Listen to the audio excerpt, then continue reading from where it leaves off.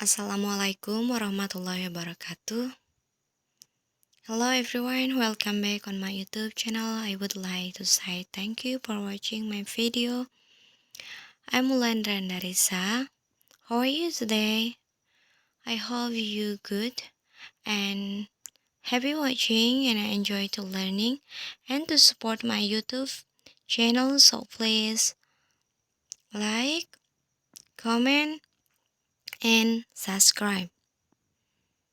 Okay guys, in this video, I will talk about prepositional phrase atau frase proposisi di mana yang menjadi pembahasan kali ini adalah definisinya, fungsi, dan contohnya. Definisi, fungsi, dan contoh dari prepositional phrase. Oke, definisi or definition. Preposisi atau preposition adalah kata depan seperti in, on, at, in front of, dan lain sebagainya.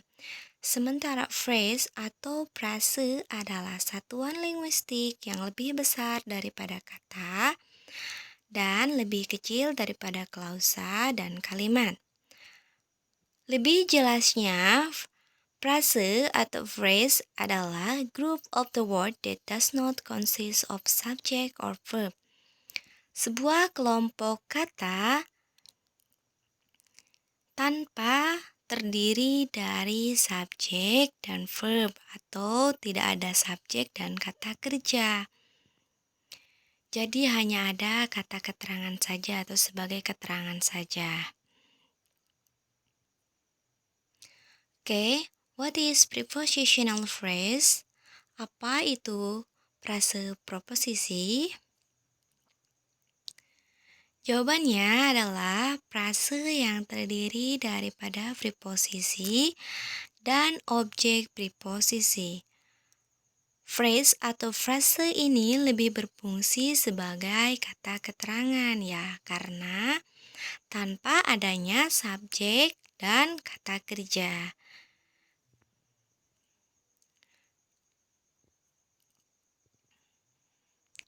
Oke, perhatikan pada yang berwarna ungu di sini atau sebuah kotak yang berwarna ungu. Di situ menjelaskan tentang rumus penulisan prepositional phrase di mana rumusnya harus ada preposisi dulu di depan atau preposition plus object of preposition. Jadi, pertama, ketika menulisnya harus proposisinya dulu atau kata depannya dulu. Contohnya in the market. In sebagai kata depan, the market sebagai objeknya. With blue eyes. With sebagai kata depan dan mata biru sebagai objeknya. For me, by John pun sama dengan rumus proposisi dulu atau kata depan dulu baru dengan objek. Oke, selanjutnya prepositional phrase ini biasanya diakhiri oleh noun, pronoun, gerund, dan klausa yang berfungsi sebagai objek. Noun itu adalah kata benda, pronoun sebagai kata ganti, gerund itu kata kerja yang dibuat menjadi kata benda, sementara klausa itu kelompok kata yang lebih tinggi daripada frase atau phrase. Oke, perhatikan tabel ini.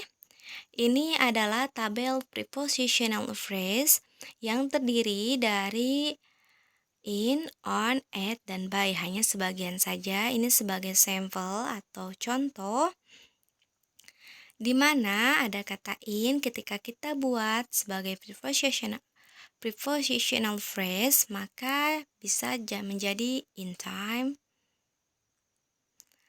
dan lain sebagainya. On juga bisa dibuat menjadi on the hour. At juga sama, by juga sama. Ini adalah salah satu jenis kata depan tunggal yang artinya cuma satu suku kata. Sementara ada lagi kata depan yang tidak tunggal atau jamak seperti in front of, di depan.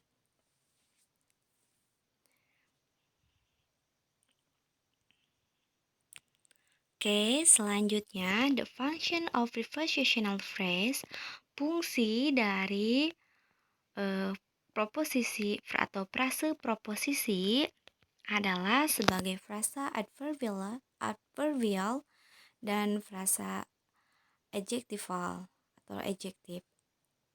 Sebagai frase adverbial dan frase adjektif ya. Nah, yang pertama, adverbial prepositional phrase. Oke, adalah frase atau phrase yang menerangkan verb, adjektif, atau adverb lain.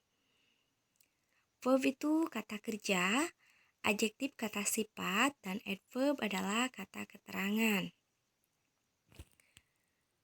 Jadi, frase adverbial ini frase yang menerangkan verb, adjektif, atau adverb. Contohnya,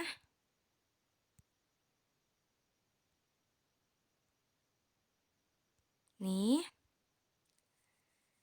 she is still sitting in the waiting room. Adverbial prepositional phrase ini menerangkan kata kerja di mana sitting dalam kalimat ini untuk menjawab atau untuk menerangkan di mana ia duduk. Jadi, pada frase ini kata kerja akan diterangkan atau dijelaskan dalam kalimat selanjutnya.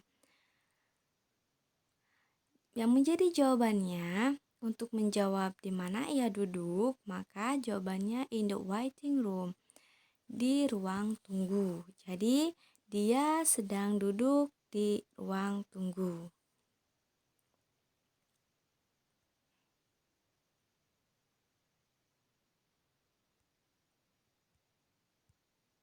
Nah, ini selanjutnya, adjectival preposition phrase adalah adjektif yang menerangkan noun atau pronoun. Jadi, kalau tadi itu kata kerja yang diterangkan, sekarang menerangkan kata benda atau kata ganti. Contohnya, is the bag on the floor yours? Apakah tas yang di atas lantai itu punyamu? Nah, itu arti terjemahannya. Menerangkan contohnya the bag untuk menjawab which bag. The bag di sini sebagai noun atau kata benda. Kenapa bag disebut kata benda? Karena tas itu bisa kita sentuh dan bisa kita raba dan ada bentuknya. Maka itu adalah kata benda. Nah, kata benda di sini untuk menjawab which bag, yang mana tasnya? Jawabannya dijelaskan, diterangkan oleh prepositional phrase, yaitu on the floor. Jadi tas yang ada di atas lantai. Nah, jadi intinya prepositional phrase itu untuk menerangkan ya, sebagai kata keterangan yang menerangkan atau frase yang menerangkan, baik itu menerangkan noun, menerangkan verb, adjektif, dan lain sebagainya. Dan jangan lupa kalau pembuatan prepositional phrase ini harus diikuti oleh rumus preposisi atau kata depan ditambah objek. Jadi jangan kebalik, jangan objeknya dulu baru kata depan. Tapi harus kata depan dulu baru objek. Contohnya on the floor, jangan the floor on. Jadi jangan kebalik ya. Oke, mudah-mudahan materinya bermanfaat dan kalian mengerti.